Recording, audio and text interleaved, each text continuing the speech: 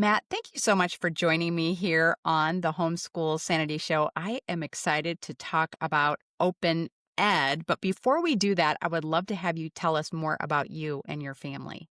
Great to be here with you, Melanie. We really appreciate it. And so I'll start. So my wife and I have 5 children, and as we were raising them, and it's exciting, all 5 are married now, and we have 4 grandkids with 2 on the way. So that's a little bit about me. As I'm a dad first, grandpa second. My grandkids call me pops, so I Aw. like that, and just having a fun time. So as we were raising our children, we realized what all parents realize is that every child is different. They're each unique. And so we concluded that each of them also needed a different education plan. And so we felt overwhelmed by that task of trying to figure out how do you customize an education plan for 5 different children. And so we just said, let's just try it. So we started figuring out what each of them would want and need and benefit from, and ended up doing a mix of everything: homeschool, hybrid, micro, online, private, you name it. And that was really the foundation for open education, kind of the movement that we saw. Other parents wanted that too. And so we started an organization that partners with school districts to do that on their behalf.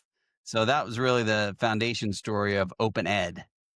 Okay. So, can you tell us a little bit more about what open ed actually is specifically? Yeah. So open ed is we contract with public schools, so districts and charters. And then we turn around and provide a personalized education platform to families, help them design it, help them pick from all the world's best curriculum resources, vet through all that, navigate all that, and include community based education too. Karate lessons, pianos, music, arts, sports, everything that kids love, and entrepreneurship. That's a key Mm. theme of ours is we love kids starting businesses. There's so much to learn in that category. And so we kind of just help parents design a personalized education plan that's approved by our district partners. So then it's free to families. So they don't have any out of pocket costs. We cover all the expenses, pay for their karate lessons or whatever, museum passes, those kinds of things to help them access a personalized education plan that's tailor fit for each child. Wow. And so where is this available to families? We're in about 10 states right now, Missouri not being one of them yet. And so we're just slowly finding superintendents and district leaders around the country that have started to see that something's changing in education. As you're well aware, the movement towards just doing something a little different is just picking up so much steam lately. And districts are starting to pay attention to say, hey, we better adapt a little bit of what we're doing and figure out how to serve families that want something different better. And they're Mhm. really not equipped to do that. So they contract with an organization like ours to do it for them. And it works out well for the family, for us, and for the district. Yes. And so you mentioned something about vetting. Can you give me a little bit more information about that? Because I know that trying to decide what curriculum to use, what classes to take, what activities to participate in for your child is probably the hardest part of homeschooling. It can be very overwhelming. So, yeah, we have a team of experienced teachers, curriculum developers, homeschool parents themselves, many of them that just kind of visit with the family and say, well, hey, what does your child need? And try to help them get a demo access to an account and let them use it for a couple days. And it can go pretty quickly if a child is engaged or not. And I like to share this story that often you'll hear a kid say, I'm just not good at math. Mhm. And I like to say, actually, it's the adult's fault. We haven't found the curriculum that jives with your brain yet. It's not you, it's us. So let us help try 1,000 different versions of math curriculum to try to find the one that fits for you. And once it clicks, the child says, oh, I can do that. It just wasn't in their language before. And so being able to figure that out is really exciting. That is I love the way that you described that. I would just hope that you wouldn't have to go through 1,000 1,000, and I don't think you would, We but ho I we do hope love we it. don't. We hope we don't, but I Yeah, say that to say for a child, we would. Like, right. we will You keep would do it. going. Yeah. You are that committed, and, I know many, many homeschooling parents who do have that kind of commitment to their child. I like to think that I had that kind of commitment, to my kids, but I love that you are coming alongside families to make the process faster and smoother and less frustrating. Yes, and I'll also add, we are in only 10 states, but we did launch this fall because of parent demand, a private academy. And so, a very affordable but personalized online private academy that's available to anyone across the country. And I think we're looking at Missouri to be a place that we want to really launch that, as there aren't that many public school choice options available there yet. And a private academy could be very well received there. It's like $2,900 a year. So very low cost and full of rich resources and support and connectedness with student clubs and virtual field trips and all those things that just kind of add on to that experience for families. Mm. Very, very exciting. Well, thank you for explaining that. I wanted to shift gears a little bit because I want to talk with you about all things education. That's really your expertise is really advancing the educational model to line up with the future, with all of the resources that we now have available to us that simply weren't there when I started homeschooling my kids. So let's first talk about standardized testing.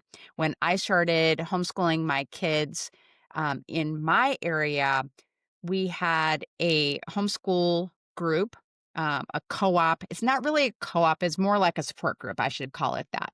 A support group that offered standardized testing every year to homeschoolers who wanted to participate in that. And I made the decision to have my kids do standardized testing around the 6th grade so that anything that I identified where any areas where I felt like they were struggling, then I would have those middle school years to address those areas before they started high school. That is the approach that I chose to use. But you have said that the standardized testing model itself is broken. Can you talk more about that? Sure, and we could spend a whole day on this topic, Melanie. So I'll keep it short.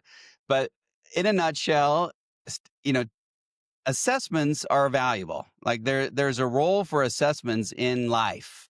I have no objection to being assessed and identifying the needs that children have or adults have or whatever, right? So assessment is not the bad thing. What's broken is how standardized testing is used in the system. It's just not used to be an assessment to help a teacher help a child or a parent help a child. It's used for a lot of political reasons that really make it unusable and really untrustworthy. Like, it doesn't even make sense on how our test scores are used, how they're delivered. I think, I was chatting with a test maker, and they said, based on the standards that a state publishes, it would require a 10 to 15-hour test to actually do a statistically valid Mhm, test. And nobody will do that. And so we have to whittle it down to a 2 to 4 hour test, still way too long. And mhm. so even on face value, it's not all that uh, telling, right? And so then you layer on the fact that I say in my book, actually standardized testing is testing more of what the child is learning outside of school than inside of school. And by what I mean by that is that you can map, for the most part, standardized test scores to socioeconomic value.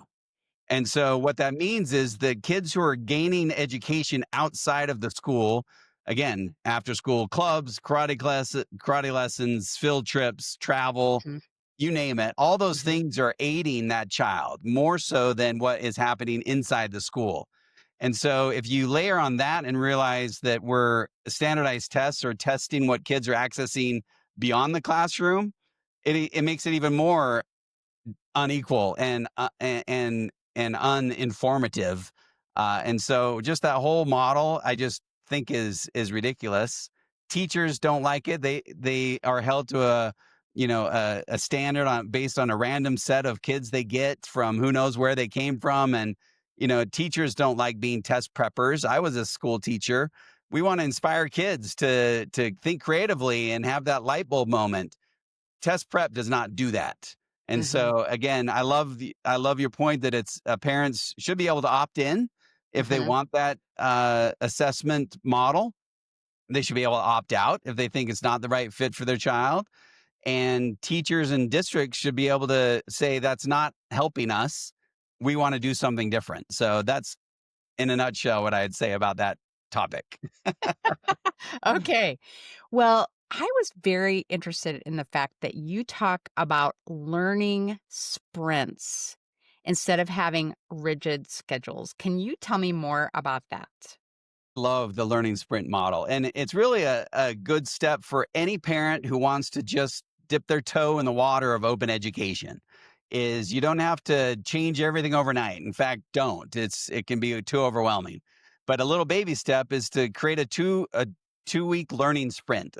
And we call it a learner driven sprint. And it can be as simple as this sentence. Invite your child to learn about something they're interested in and in 2 weeks tell you about it. Mm, That's it. that's it. So start as basic as that. Don't overcomplicate it. And as your child starts to learn stuff and you start to see what they're interested in learning, you can feed them some resources. Hey, I found a book at the library on this topic. Or, hey, did you see this podcast? Or, whatever. You Mhm, can start to feed them resources but, be cautious not to overwhelm them because sometimes the parent takes over the sprint. You don't want to do that. So you want the child just to feel like they have access to resources where they can learn about dinosaurs or space or dolphins or whatever they decide they want to learn about for 2 weeks. And then what's even more fun is inviting them to, if you repeat it often, have them do some variety of their return and reports. It mhm. could be a traditional science fair, threefold, whatever.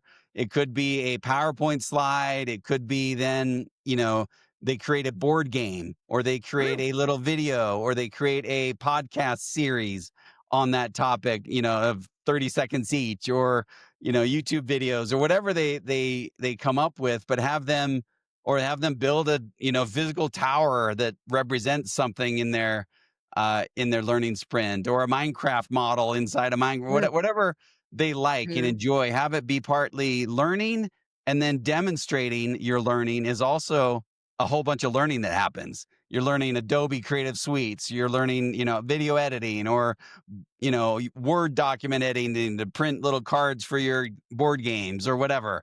And so there's a whole lot of learning that happens both in the topic and in the presentation of your knowledge.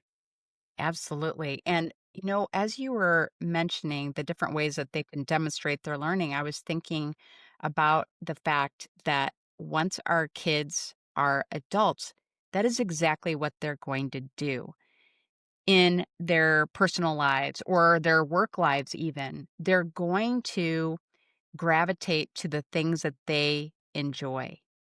And so we might as well allow them to start doing that in their education, their elementary years, and even their high school years, to use the preferred learning expression modality that they enjoy. I mean, it might even turn into a future career, but if it doesn't, that's okay too. Yeah, for Hobbies sure. are And wonderful. no, I love that idea that we sometimes treat the K-12 experience as something so different from Mhm. adulthood. And we then are shocked that our kids aren't ready for adulthood, right? Because Mhm. we treat them in a very prescribed, for obedience and compliance mode, and they have no choice, autonomy to do anything. And then we throw them at 18 into the world and say, okay, now go navigate your own choices. And it's Mm. like, well, I've never had choice before. What do I do with choice? And so the Mhm. more we can introduce what we call in a book, give your child a voice as early as you can, depending on the child's, maturity and development. That could be more young than you think, younger than you think. Mhm.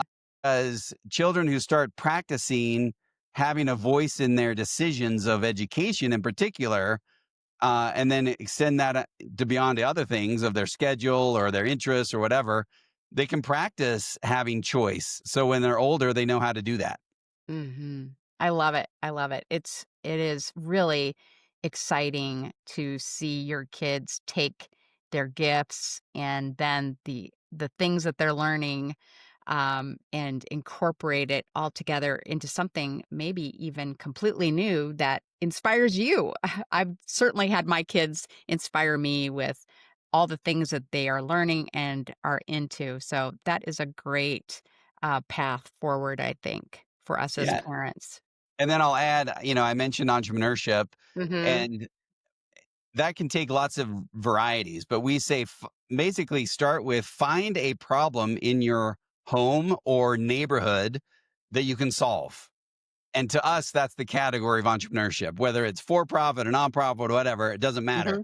Mhm. Mhm. Step up as a leader, practice some leadership skills to go find a problem, solve a problem with value, and see what that experience is like. And as you do that, that'll open up doors that you've never had open before because you start to see the world in a different way. It's less depressing in many ways because you can say, oh, that's a problem. I bet if we spend an hour on it, we could solve it, Mhm. or at least start to solve it. And so that gives some confidence to this young generation to say, it's not all doom and gloom. We can actually step up and make an impact for good. And, Yeah. I'd say don't worry about the world problems and maybe even ignore the national problems for now. Those Mhm. can get a little bit hairy and overwhelming. Let the adults still deal with that.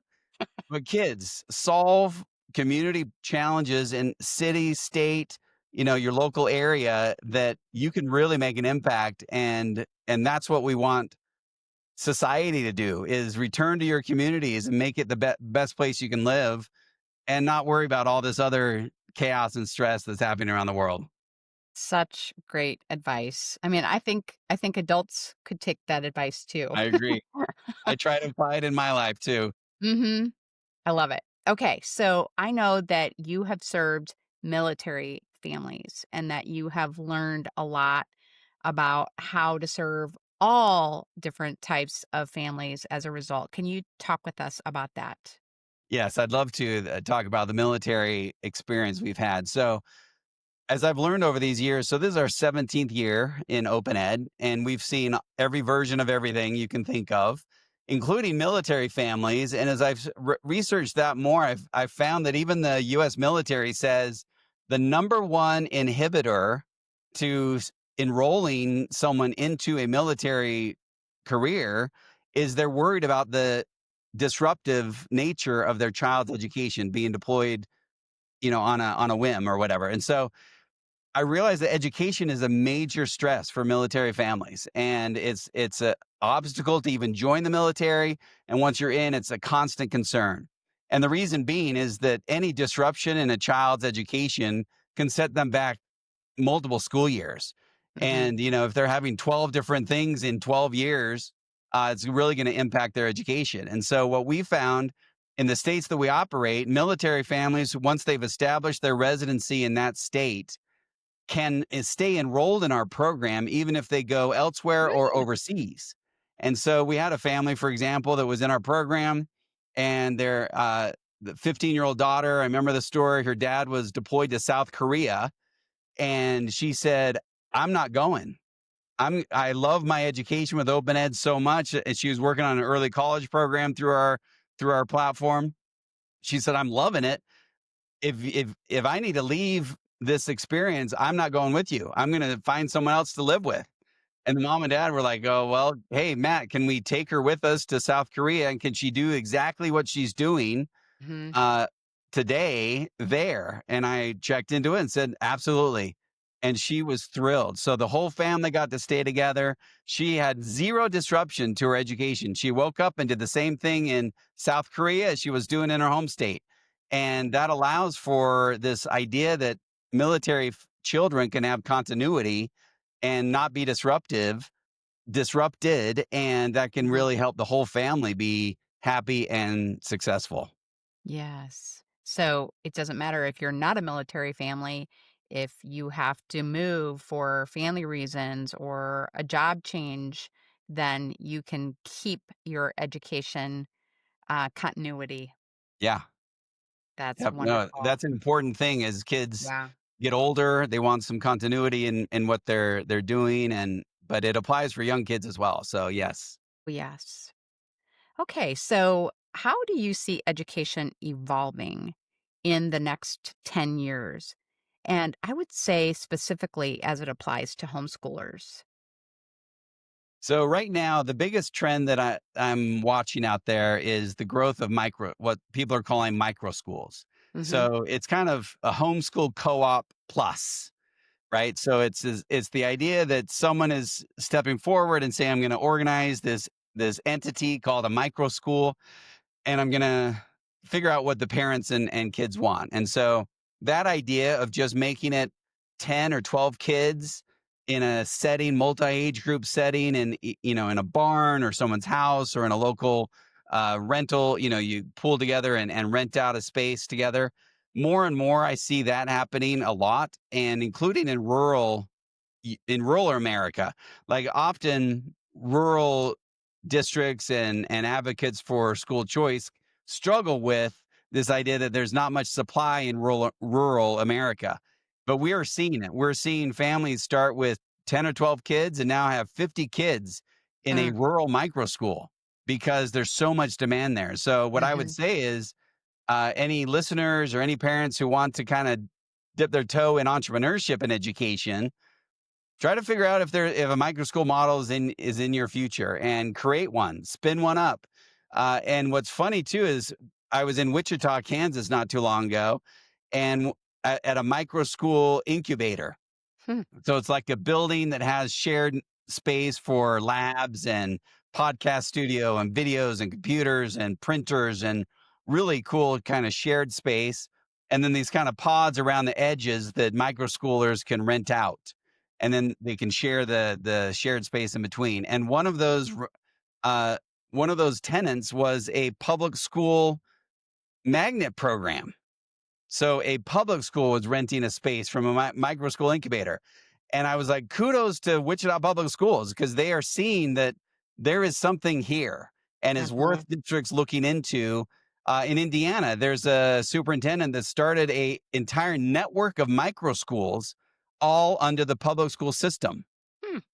and Wow. advocating for just personalized education at a local level and get rid of the massive Mm. standardizedness of schooling. And it draws homeschoolers back who Mhm. says, yes, that's the language I'm talking about.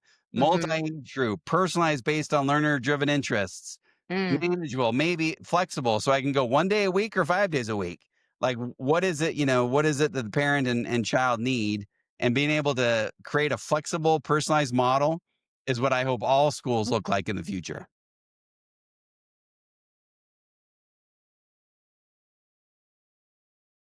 Yes, I mean, that is really interesting. I knew about micro schools, but I did not know about, this big trend with, using a shared space like that. Our local high school just did a very expensive, I'm gonna say the amount of money wrong, so I won't mention it, Not but a lot. the school is it's just so impressive, they have a television studio in there, you name it, they have the facility to help kids learn and experience what they are interested in those skills that they can develop, and I love that, but it doesn't help homeschooling families in our area. How much more incredible would it have been if it was a place where other people, other families, faith-based schools or students who had an interest in using those facilities, you know, renting them, as you're saying. I love that concept, and I am hopeful to see more of that in the future. Yes, and I would actually say it might be worth organizing a large group of families, going to the board meeting and saying, "Hey, can we split enroll and just take one class from your high school? You'll get the funding, they'll get the funding for the one class. So it should be an actual net gain for them. And we just want to come on Thursday afternoons and use your space Right. and see if they're open to it." Like, Yeah. more and more districts are realizing we've got to change a little bit of our all or nothing approach. That's kind of what open education title comes from, is stop forcing us into buckets and let us Mhm. tap into all of them, including public education. And that's where there's so many assets and resources available. We just need to be able to bridge the two worlds, and more and more are doing that. So there is a possibility. I'd say go see if you can just do a just call it a part-time enrollment model and not have to be all or nothing. Right, right. I love that, and I was kinda smiling as you were talking because I was remembering when my oldest, who is a very independent, strong-willed guy, when he was in high school in our homeschool, he was really interested in playing tennis with the public school, and without telling me, he called and talked to the coach of Nice. the tennis team there at the high school and was asking all about, well, what would it be, what would be required in Yeah, order what's the for me to minimum play enrollment? there? Yeah. I said, "Okay, wow." I kind of Well, would have liked kudos. to have Kudos known. to you that you train them up to be an independent, self-directed learner. Absolutely, and you know what? No, there was no harm in that, but at So the tell me what time, happened. well, what he was told is that he would pretty much have to be enrolled full time. Now, this was quite a while ago, Right. so, things are actually different here now, so I think it would be okay if he was a homeschooler and now wanted to play on the tennis team there. Yeah, Um most states have that allowance. If Uh-huh. you try out for your boundary district and you're a homeschool kid, you should be eligible for extracurricular activities. So, Mhm. and Yes. if not, gather groups together and go change that law. Like, it's possible to make difference, Yeah. because that's a important, or at least change the policy of the district, right? Yes. The board has more power than most people think. And you can say, "Hey, this does not make sense. We want to have, enrolled one class or zero and still participate." So Right. lots of opportunities to make change. I love your boldness, with this. I really, really do. I appreciate it so much. Okay, so I now wanna know, how can our listeners get your book? It's excellent. I think you will be inspired by reading it, and so tell us where they can get it and also how they can connect with you online, if you are on any social media platforms. Yeah, the best place is opened.co/book. So that's our company's name is opened.co, and our website is, and then you can find slash book is where we have a free download to help you get started. Links to the Amazon page is it's available in Audible and audiobook as well, and Kindle, and all those versions are out there. So get the book and let it just be your jump start to figuring out your next step. That's what we say, is just start somewhere, and you can really make a difference, and you can do it in a very short period of time. And then connecting just on that site has all of our social media handles of, where you can follow Open Ed. And we have a great newsletter that comes out. We have a daily newsletter that's helping parents around the country just take baby steps every day. So daily newsletter, weekly podcast that we host as well, and lots of articles and resources. You'll more than you'll ever be able to consume in a day. So I believe you. I believe you. And I'm going to add those links to the show notes page for this episode. Thank you so much for this interview. It was really interesting for me to talk with you. So I know our listeners are going to love it. I know I could talk with you a very long time Yep. about this topic because I'm so passionate about education, but thank you. Thanks, Melanie. Great to be here.